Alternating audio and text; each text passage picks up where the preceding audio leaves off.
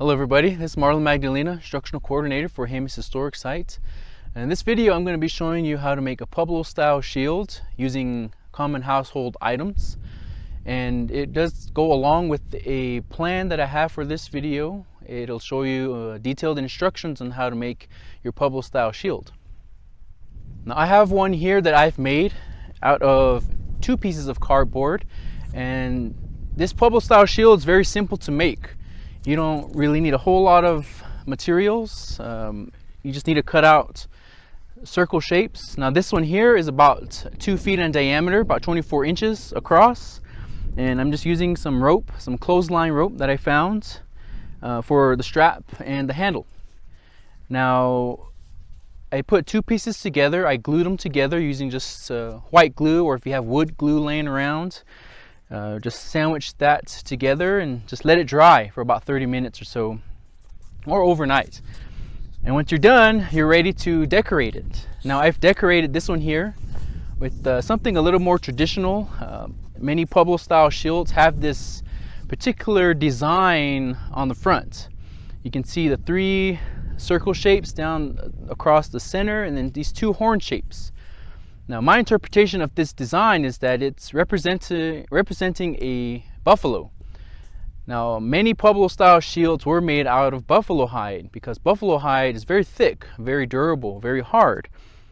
And so you want to have something very durable like buffalo hide to protect you during different types of conflicts, different battles. And this one here has the 3 dots here. Sometimes they represent stars. It just depends on which Pueblo you're from.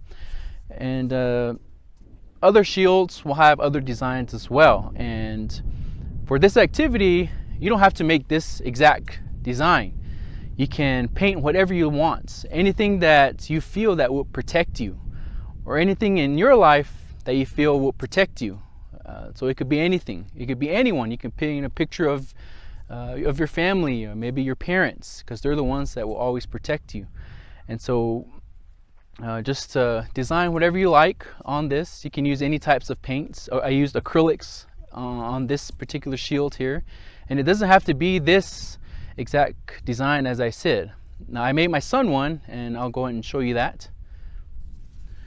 This is a shield that I made my son, and as you can see, it's more of a modern type. I'm sure you all recognize the design.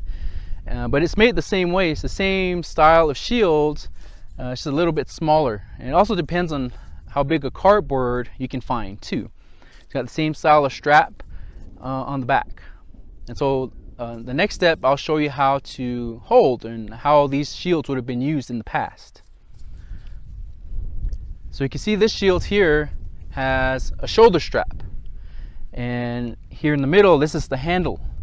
So in a typical Pueblo shield, this is how they would have been made and used.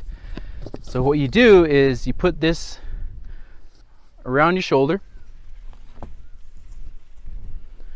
just like so.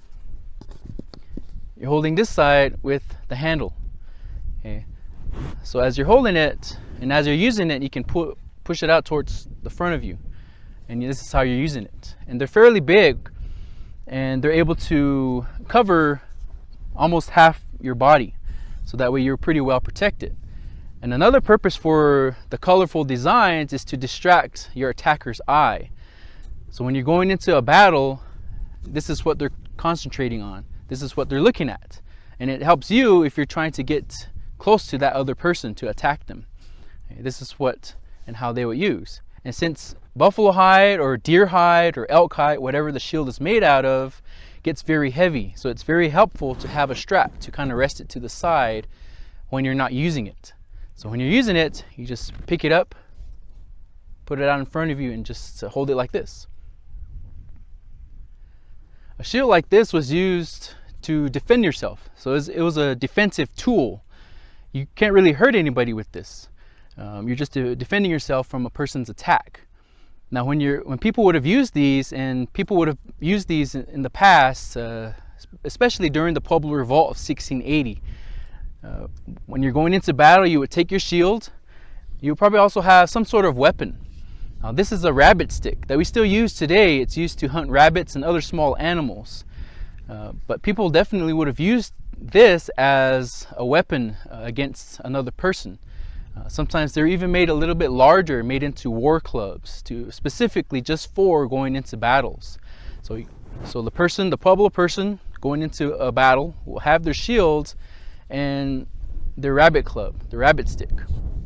Sometimes other people will have their bows and arrows, their stones to throw at other people.